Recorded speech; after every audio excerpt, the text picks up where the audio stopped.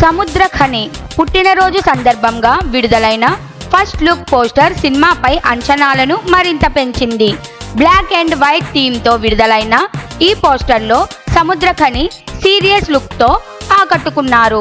కళ్ళజోడు, formal shirt మరియు టక్ చేసిన స్టైల్ చూస్తే 1950ల కాలం బ్యాక్డ్రాప్లో ఉండే ఈ సినిమా కథలో ఆయన పాత్ర పవర్ఫుల్గా ఉన్నట్లు స్పష్టంగా కనిపిస్తోంది.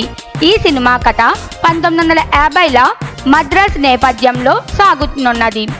ఈ కాలంలో సాంప్రదాయాలు మరియు ఆధునికత మధ్య తారసపడిన వివిధ భావోద్వేగాలను ఈ కథలో చూపించబోతున్నారు.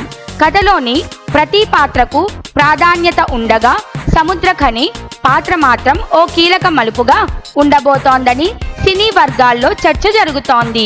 కాంతా చిత్రీకరణ ఇప్పటికే పూర్తయిన ఈ సినిమా ప్రస్తుతం పోస్ట్ ప్రొడక్షన్ పనుల దిశలో ఉంది.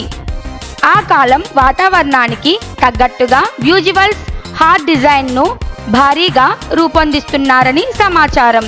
దుల్కర్ సల్మాన్ కెరియర్లో కొత్త అధ్యాయం పాదేశించిన ఈ సినిమా అన్ని భాషల్లోని ప్రేక్షకులను ఆకట్టుకునేలా రూపొందుతోంది. టెక్నికల్ పక్షంలో కూడా ఈ సినిమా అత్యున్నత స్థాయిలో రూపొందించబడింది. ప్రముఖ డిఓపి సాంచెజ్ లోపెజ్ ఈ చిత్రాన్ని విజువల్స్ అందిస్తున్నట్లు సమాచారం. జాను చంతర్ సంగీతం అందిస్తున్నారు. అలాగే రామలింగం ఆర్ట్ డైరెక్షన్ కూడా కథకు తగినంత బలాన్ని ఇస్తోంది. ఈ సినిమాలో రానా దగ్గుపాటి, దుల్కర్ సల్మాన్, ప్రశాంత్ పోట్లూరి మరియు జామ్ వర్గీస్ నిర్మాతలుగా ఉన్నారు. రిలీజ్ డేట్ త్వరలోనే అధికారికంగా ప్రకటించబడుతోంది.